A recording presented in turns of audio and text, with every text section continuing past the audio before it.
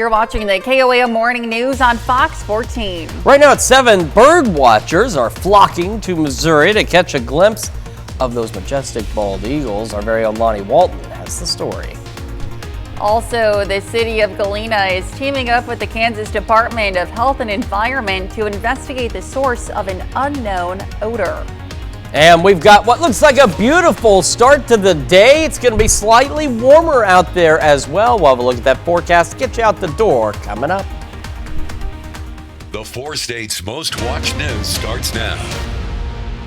Well, good morning and welcome to the KOAM Morning News on Fox 14. I'm Elise Snowy. And I'm Chris Warner. Just after 7 o'clock on this Tuesday, January the 14th. We are now 2 weeks into 2025. Yes. That's gone by at a medium pace, not too fast, but not as slow as I'm sure we'd like it to. So hopefully it'll slow down a little bit. And, one way to slow down is to relax, get outdoors, and enjoy nature a bit, and that's what some folks here are doing for a very good reason. Absolutely. Bald eagles are making their way to Missouri, according to the Department of Conservation. Show Me State has become one of their favorite places to nest. KOAM's Lonnie Walton talks to a local naturalist about the birds. First of all, I just really like birds, so I've always been a birder since I was in high school. Zaleski is a naturalist at Roaring River State Park in Cassville. She says birds are everything to her. I met some people who were super into birds and bird watching, and they got me really excited about it. And they're in love with Missouri also. We see several thousand bald eagles that are reported in the state every year. And if you're wondering why they came here, you guessed it. Food. There's also in the winter some bald eagles that come from northern Missouri or even further north because our waterways, most of them stay open year round, so it provides a constant source of food for them. And how do we take care of them? According to Zaleski, we just leave them alone. People are coming into contact with nests more often. So it is actually, nests are federally protected. So it is against the law to disturb a bald eagle nest. Also keep your distance. And we had to ask the other residents how they like the bald eagle in their hometown. Interesting because when I was a kid, it was very rare that I'd see one. And for Zaleski, like I said earlier, she just can't get enough. I've been here at Roaring River just watching these bald eagles. Every year I learn something new. Reporting in Cassville, I'm Lonnie Walton, KOAM News. Now, anyone convicted of killing a bald eagle is subject to a $5,000 fine or imprisonment, according to the Missouri Department of Conservation. You certainly do not want to kill any of these. You don't want to kill them at all. And they're beautiful and majestic birds. If you've never seen them, I mean, they are remember, incredible. They are now officially America's bird just a few weeks ago.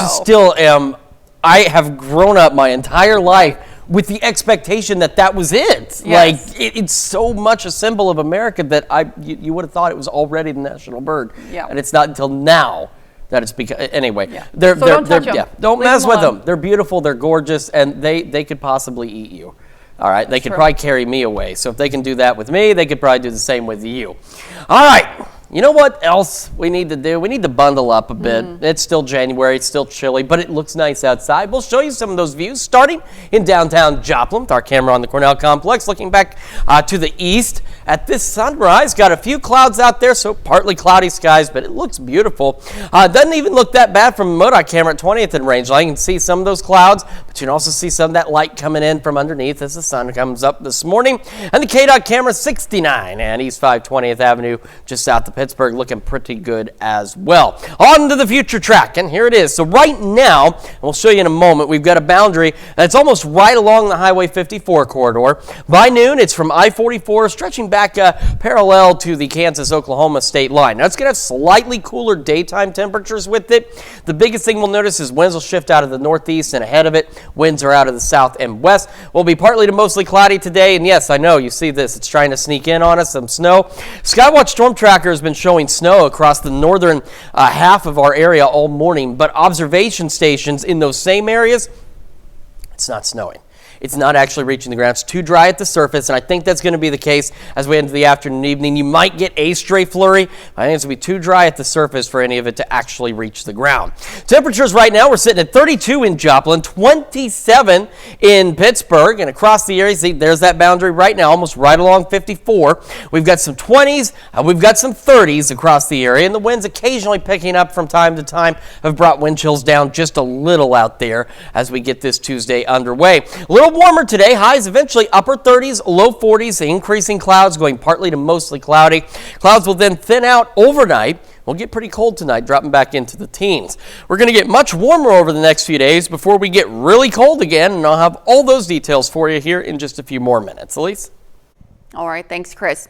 Well, Missouri welcomes its 58th governor. Governor-elect Mike Kehoe was sworn in on the steps of the state capitol in Jefferson City. Now, Kehoe will replace outgoing Governor Mike Parson, who served as Missouri's governor from 2018 to 2025. During his campaign, Kehoe promised a tough on crime approach and tax cuts. In his speech, he touched on those issues as well as strengthening education in the Show Me State. Securing Missouri's future means strengthening public education and expanding school choice so that every single student has the opportunity to get a world-class education.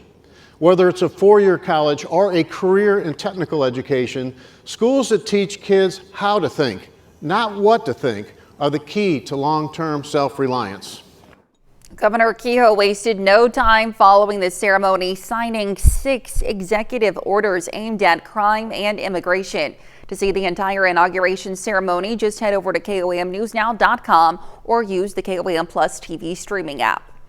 Well, drivers in Joplin will need to take a detour in the coming days. Starting today, St. Louis Avenue will be closed from 8th Street to Campbell Parkway. Now, this will be a full closure at the railroad crossing to replace the box culvert and stormwater infrastructure. People living in that area will still have access to their homes, but through traffic will need to follow the detour route. Now, the city of Galena is trying to get to the bottom of what's causing a very bad smell in some parts of the city. KOAM's Melissa Alexis spoke to the mayor of Galena to find some answers. The colder it has gotten, the worse the smell is. If you live in the area north of 4th Street in Galena, you may have noticed an unpleasant smell. People that live and or work nearby have had similar concerns, and it's really become a pretty major issue. While the city isn't sure of the source of the sulfur smell, one guess is it's coming from the landfill on Front Street. I don't know if it's a lack of adequate cover, which again they're doing, there's no violation there, so everything is being done right, but if there's still some stench that could come up from there, but with the air pressure and temperatures that could keep the smell closer to, human range versus it going up in the air and being able to spread out more. There's been talk of maybe, with going through the dry spell in the summertime, now that there's moisture in the ground, is that, mixing with some of the things that have been covered up in the landfill, so it's causing the odor. So I'm not really sure if it's all of that, if it's none of that. KDHE conducted a test which determined the landfill doesn't have any violations. Mayor of Galena, Ashley Groves, says they've never had a smell issue to this extent in the past. To my knowledge, this is the first time it's at least been this bad. Landfills, I think it always comes with the territory of having some odor, but nothing this potent or this long. Really it is a very consistent, almost a daily thing. We're not 100% sure it's coming from the landfill, but it's definitely coming from that area. But one thing that is for sure is they plan to get to the bottom of the issue. And Groves encourages people to report the smell to the landfill operators. To report it when they smell it. Now again, when that's 10 o'clock at night, 5 o'clock in the morning, nobody's going to be there, but please document as best as possible and then communicate that with the landfill operators. That way we have the documentation. And as for the city of Galena's next steps, they have plans to meet with KDHE this Friday to work towards pinpointing the cause of the smell. Reporting in Galena, Melissa Alexis, KOAM News. Mayor Grove says there has even been reports the smell is coming into people's homes, and along with concerns of the smell, she's heard some folks express concern about whether the smell is a health concern. And those are our top news stories this half hour. Coming up next, Jasmine Kyle of the SEK Humane Society shares how you can help the shelter with a few upcoming fundraisers. We'll be right back, but first, here's a live look from Fairland, Oklahoma.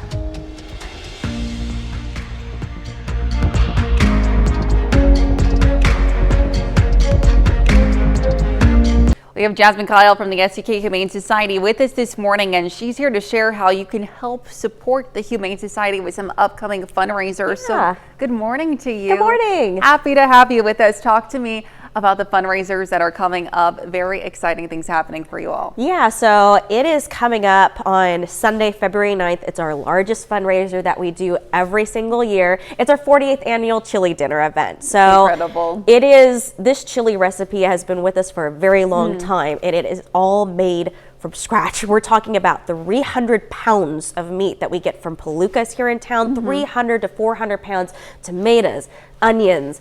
It is delicious. Wow. It takes a whole day that Saturday to cook everything just because the amount of chili that we'll serve up that Sunday.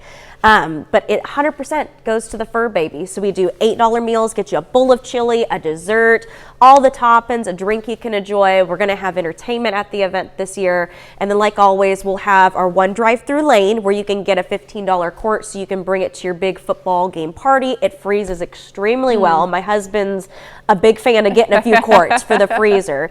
But last year we did something new. We decided to do bingo at the event, it was very well received. So this year we have partnered with Como Jewelry here, and all of the prizes for the bingo are donated by them. So we are talking about some amazing, gorgeous jewelry pieces. That's fantastic. So the bingo blingo, it's going to be at 1 o'clock. The chili feed's from 11 to 3, but if you want to do bingo only, stop by at 1. You don't need to have chili if you don't want to.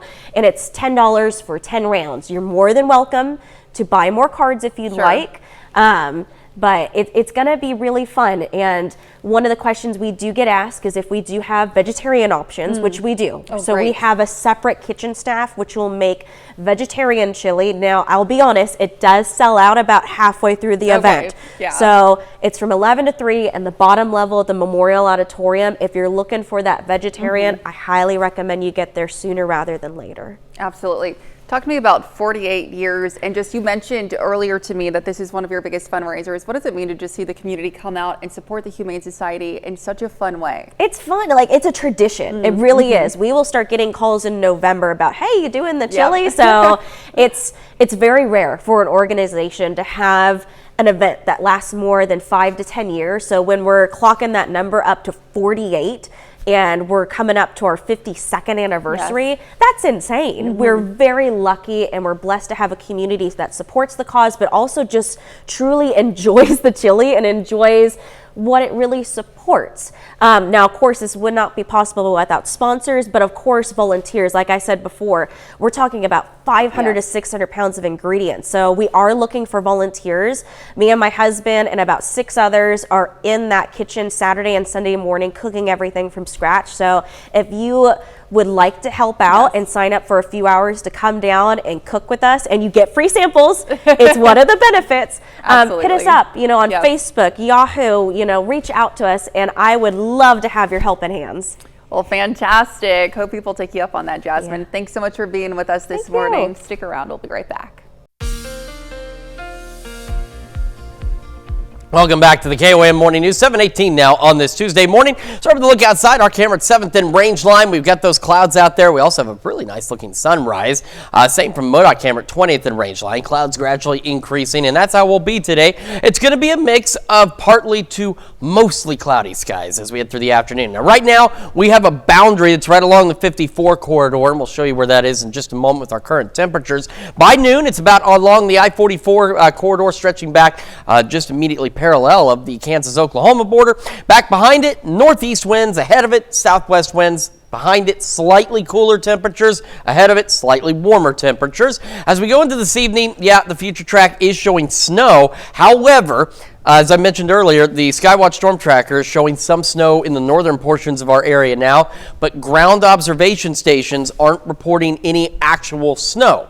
It's too dry at the surface, and I think that's going to be the case as we head through this evening with some of these snow shower chances out there. I think you might see a flurry or two. It's too dry at the surface for really anything to reach the ground at this point, so we're not looking at anything major, but don't be shocked. Don't panic.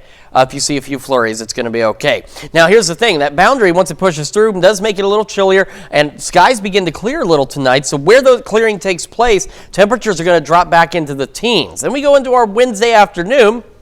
We'll start warming up again, where we get a little more sunshine. It'll be a little bit warmer out there, but it's not going to be too bad. And eventually, these clouds will continue to clear out by Wednesday afternoon and evening.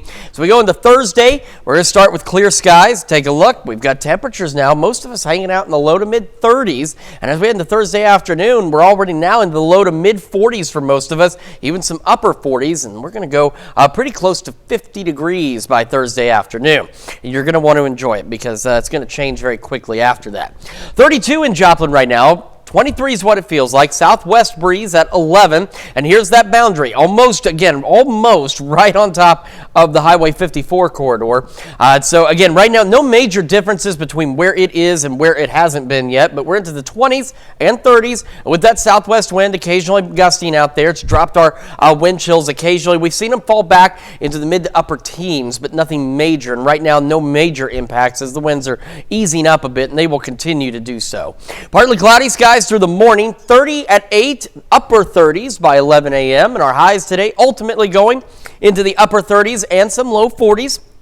That northeast wind at around 5 to 10 miles an hour. Into the evening we go. Still mostly cloudy, eventually partly cloudy, and then mostly clear overnight. Back into the upper teens and low 20s. Northeast wind still 5 to 10. Then we head into our Wednesday. Upper 30s, low 40s again. Near 50 on Thursday. Near 60 on Friday. Unfortunately, we have a roughly 40-degree drop from Friday's highs to Friday's lows.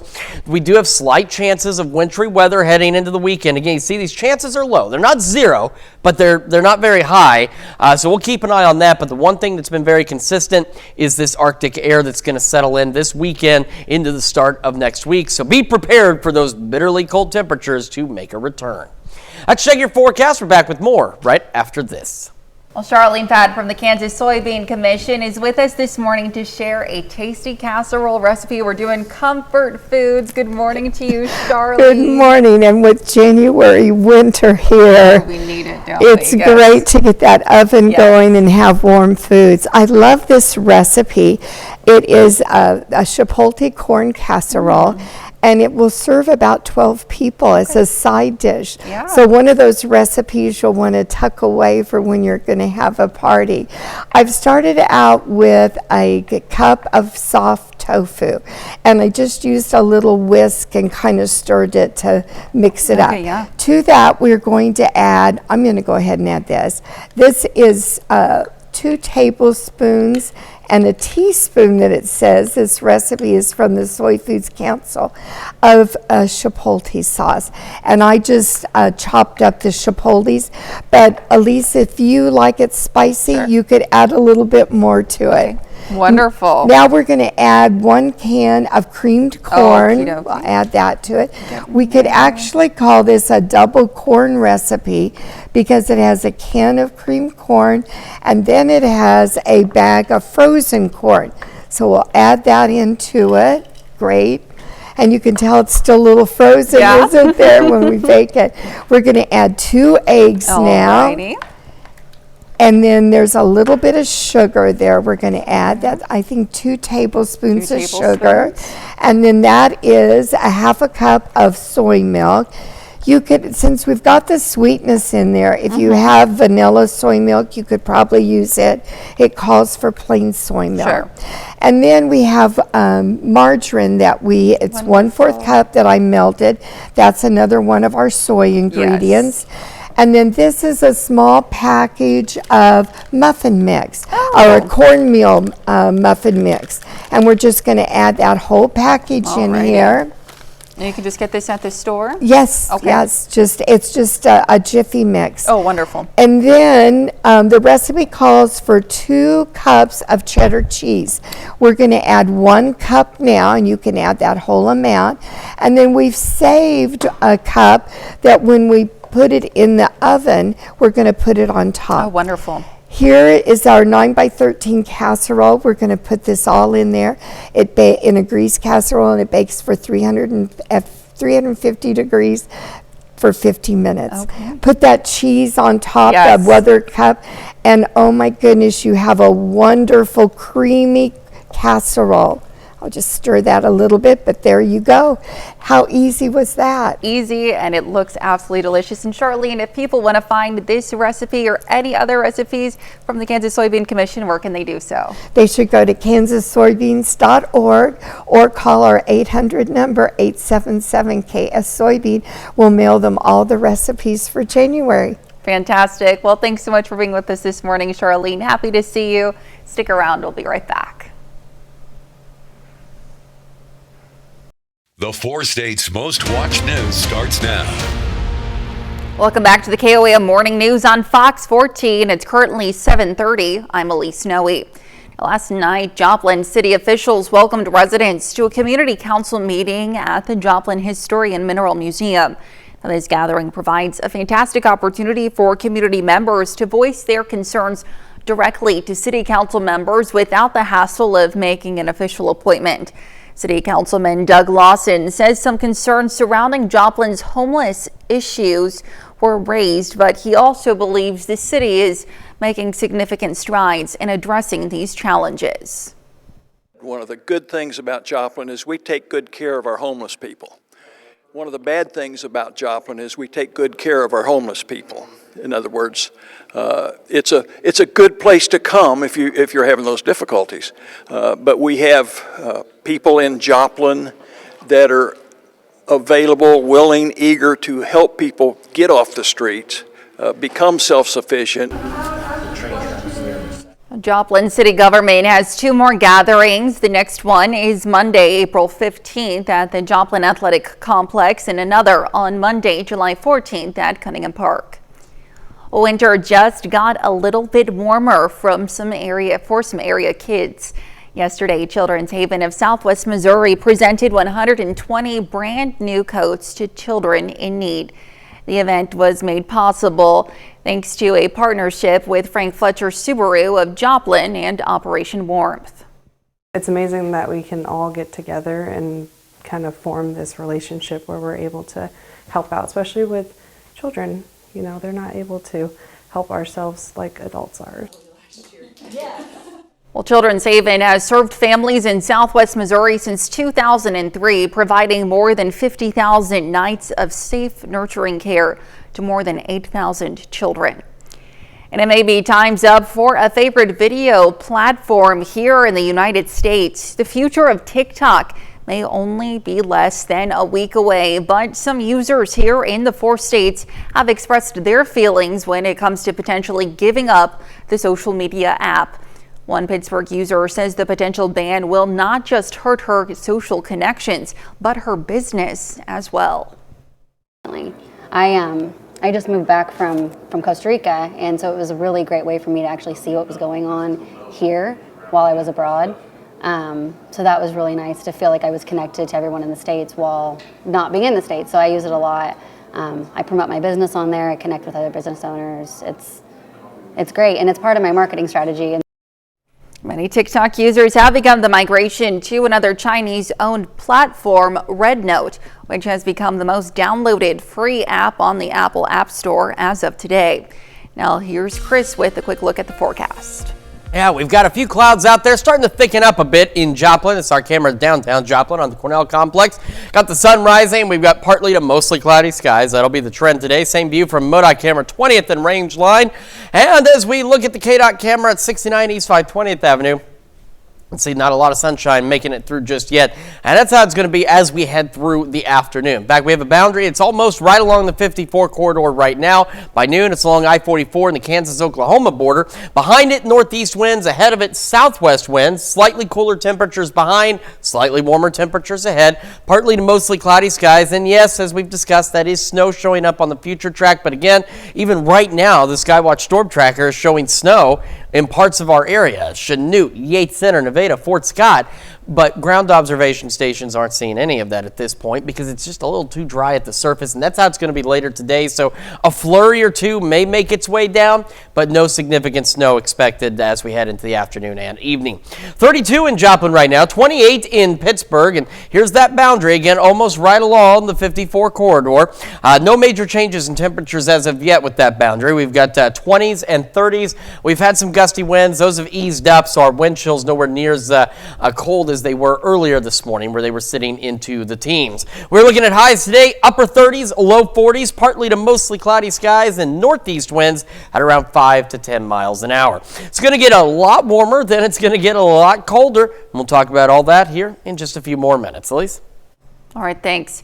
The second Trump administration will start to take shape this week as hearings begin to confirm some of his cabinet nominations. Fox's Kevin Uretsky has more on the story. Senate hearings are scheduled this week for a number of President-elect Trump's picks for cabinet positions. One of the first nominees set to appear on Capitol Hill is Pete Hegseth, Mr. Trump's controversial choice for Secretary of Defense. He's a nominee that comes with a lot of baggage. There has never been a nominee for an office of such serious consequence who is so unqualified and unprepared in recent American history. Hegseth will sit for questioning before the Senate Armed Services Committee, and fireworks are expected. Many Democrats on the committee say they want answers about his alleged sexual misconduct, excessive drinking, and toxic workplace behavior. Maybe he has hidden talents that we don't know about, but certainly he has refused to meet with me prior to the hearing. Some lawmakers say he's too inexperienced to control a massive military budget and oversee more than 2 million troops. There's also been concern over what's in an FBI background investigation that only the committee chair and ranking member have seen. We have been denied essential records, documents, materials that are vital for us to know in asking our questions. Meanwhile, some Republicans on the committee plan to stand by Hegseth's nomination. Donald Trump would have not have picked him if he didn't think he was the best one. Later this week, other Trump cabinet picks will sit for confirmation hearings, including Senator Marco Rubio for Secretary of State and Pam Bondi for Attorney General. Kevin Uretsky, Fox News. And that's a look at our top news stories coming up this half hour on the KOAM Morning News. New research shows us how an unlikely piece of technology is drawing people together. We'll be right back, but first, here's a live look from Fairland, Oklahoma.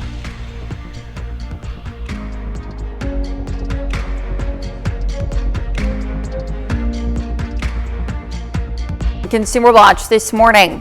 The FTC is reportedly preparing to file a lawsuit on hidden fees against the nation's largest apartment landlord. In a report, the FTC says Greystar Real Estate Partners has deceived potential renters by not disclosing and advertising certain fees. The potential lawsuit follows a rule finalized by the FTC last month to seek civil penalties on companies that accrue hidden fees, excluding the multifamily sector. Well, the Consumer Data Industry Association and Cornerstone Credit Union League are suing President Joe Biden's administration for banning medical debt from being included in credit reports. Now, the rule was finalized last week by the Consumer Financial Protection Bureau, potentially eliminating $49 billion of medical debt for nearly 15 million consumers. The groups say the new rule violates the Fair Credit Reporting Act, which requires agencies to report medical debt.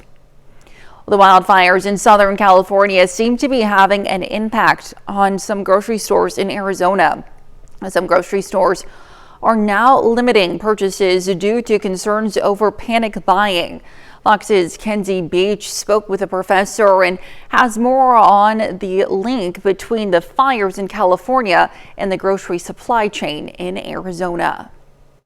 Many of them got out with just their clothes. ASU professor Dr. Gene Schneller was in Los Angeles when the fires broke out, witnessing the devastation firsthand. They didn't have the family things, the memorabilia, all the things that really make up your own personal life and the things that are important to you. Dr. Schneller is a professor in the Carey School of Business, Department of Supply Chain Management, says Valley Grocery Store's lack of products is a result of companies reallocating. 10,000 homes that are suddenly gone, and those folks have to go shopping in different places. They need to go to different food stores.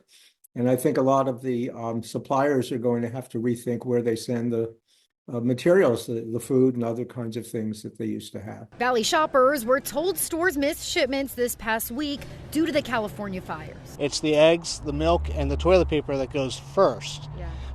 usually unnecessarily. We're limiting it to 3 products per purchase, and I thought, oh gosh, here we go again. Bringing back old feelings for some shoppers. It is a little worrisome because that was kind of a very stressful time to go through, and just kind of see that happening again, it kind of makes you a little bit worried, but we just keeping on. Others have changed the way they shop since the pandemic for this very reason. I don't buy a lot, but I do stock up. I say probably a month's worth of groceries I keep all the time. Something Dr. Schneller says we can all learn from. I think maybe the lesson for all of us is to be prepared that this can happen, whether it's this kind of a natural disaster or something else, and we need to prepare for it. We'll be right back. Welcome back to the KOAM Morning News, 7:44 now on this Tuesday morning. We're starting with the future track. We have a boundary out there right now. It's right along the Highway 54 corridor, and by this afternoon, it's going to be right along Kansas-Oklahoma border, stretching back along I-44. Now behind it, slightly cooler temperatures and northeast winds. Ahead of it, slightly warmer temperatures and southwest winds. All of us partly to mostly cloudy as we head through the day. Now, yes, the future track is showing some snow, but again, Skywatch Storm Tracker is showing some snow out there in some locations right now, but it's not actually reaching the ground because it's too dry, and that's going to at the surface levels. Okay, that's going to be the case, I believe, as we head into this evening. There could be a flurry or two out there right along Kansas-Oklahoma border and the I-44 corridor, but it's not going to add up to much of anything if you even see it at all. Now, by tomorrow morning, skies will clear a bit this evening, and that'll allow some of us to drop back into the teens and 20s and get pretty darn cold again. And on our Wednesday, we'll start to see some gradual clearing from west to east out there. And so those of you who get a little more sunshine out to the west are going to be a little warmer than your friends off to the east, but we're all going to continue to gradually warm as we go through the next couple of days. We're starting to look at mostly cloudy skies now in Joplin. 32 feels like 23 with that southwest breeze at 11. And across the area, you can see roughly where that boundary is. And as I mentioned, it's almost right along the 54 corridor. We've got a mix of temperatures, and it's widely mixed at that into the upper 20s and low 30s as we start our Tuesday. Again, partly cloudy, 30 by 8 o'clock, upper 30s by 11 a.m., and still partly to mostly cloudy. And that'll be the thing. It'll be a mixed bag of partly to mostly cloudy skies. Highs today, again, upper 30s and low 40s with a northeast breeze at 5 to 10. Eventually, all of us will have that northeast breeze as that boundary pushes on through. Clouds begin to thin out a bit late this evening and overnight, so we're looking at mostly clear to partly cloudy skies, dropping back out into the upper teens and low 20s with that northeast wind still at 5 to 10 miles an hour. And over the next several days, again, similar to today, upper 30s, low 40s, near 50 on Thursday, near 60 on Friday, but you're going to want to enjoy it because look at that low. We're talking a 44-degree drop from Friday afternoon to Friday night. We do still have that chance of some light wintry precipitation this weekend. The chances are low. They're not zero, but they're not very high. And we're still looking at the one consistency is that Arctic air settling in. That's been the one thing that's been showing up for a while. Dropping down to 7 Saturday night. Very cold as we start the next work week and eventually back to normal, hopefully, by the second half of next week. That's checking your forecast. We're back with more right after this. While friendship can help make the world go round, heightened feelings of loneliness continue plaguing people nationwide. But new research is shedding light on how video games could be bringing people together, especially one gender in particular whose members may find it harder to make social connections. Fox News' Ted Lindner takes a closer look. Even though there's billions of people on the planet, the world can still feel like a lonely place. Over 50% of Americans will feel some kind of social isolation. Public health experts say it's common for folks to meet in third places. Places outside of work and school or home. Think of things like coffee shops, churches, bars. But as these spaces disappear across more communities, new research from Tyler Prochnow of Texas A&M University finds video games are serving as platforms for people to build social connections. This is especially true for men, who typically underreport feelings of loneliness. Research has shown over the last 20 years that men's close friendships have been declining. The amount of friends, the quality of friendship. After studying participants' involvement with a football gaming site, Prochnow's research found men felt comfortable making new friends online. And while their discussions were more face value at first, talking about different aspects of the game, getting advice from more senior players, researchers found many got deeper over time. Those conversations slowly started to mature and change into aspects of real life. For example, one of the conversation topics that we saw in our studies was they were actually talking about moving across the country and how can we go about a job change. Experts think some men can feel safer with self-expression when they can be more anonymous with it online. But even though there may be benefits, our research shows that in-person connection is still far more valuable for mental health. Ted Lindner, Fox News. Well, certainly interesting. I'm an older gamer, so most of the ones I have do not connect to the internet. Sure. But that is the kind of the changing face of where we are. Yeah, there's something for everyone. There's community for everyone. So if you find it online, it's just as good. Absolutely. So hopefully you can make some good friendships out there, and eventually it'll warm up where you could maybe take a walk and meet some friends along the way outside, but not quite yet. Let's start with that future track, though. We have a boundary out there right now. It's on the 54 corridor. By this afternoon, it's a little further south. Behind it, northeast winds and slightly cooler temperatures. Ahead of it, southwest winds and slightly warmer temperatures. And yes, again, snow showing up, but I think it's going to be too dry at the surface for any of this to actually reach the ground, but you could see a flurry or two. Now, skies will actually go mostly clear to partly cloudy overnight and eventually back into the teens, and then we'll start to warm up again tomorrow. Now, out west, where we get a little more clearing a little earlier, you're going to have a little more warming take place. Out east, you'll be a little slower to warm, but this warming trend will continue as we head into Thursday and Friday before cold air settles in again. 32 in Joplin, partly to mostly cloudy skies, and that's how today will be, is partly to mostly cloudy. Here's that boundary right now at temperatures around the region, upper 20s and into the low 30s. As we get our day underway, partly cloudy, around 30 to start, upper 30s by 11 o'clock, and still partly to mostly cloudy skies across the region. We'll have one more look at your forecast, plus the news you need to know right after this. Well, here's a check of today's top headlines, the news you need to know before you head out the door. Missouri welcomes its 58th governor. Governor-elect Mike Kehoe was sworn in on the steps of the state capitol in Jefferson City. Kehoe will replace outgoing Governor Mike Parson, who served as Missouri's governor from 2018 to 2025. To see the inauguration, just head over to KOAMNewsNow.com or use the KOAM Plus TV streaming app. Well, Joplin drivers will need to take a detour in the coming days. Starting today, St. Louis Avenue will be closed from 8th Street to Campbell Parkway. People living in that area will still have access to their homes, but through traffic will need to follow the detour route. And winter just got a little bit warmer for some area kids. Children's Haven of Southwest Missouri was presented 120 brand new coats to children in need. The event was made possible thanks to a partnership with Frank Fletcher Subaru of Joplin and Operation Warm. Children's Haven has provided more than 50,000 nights of safe, nurturing care to more than 8,000 children. And we've got a slightly warmer day out there, upper 30s, low 40s, with partly to mostly cloudy skies, northeast winds 5 to 10. Now, skies will clear a bit this evening. Will be mostly clear across most of the area, so we'll fall back into the upper teens and low 20s.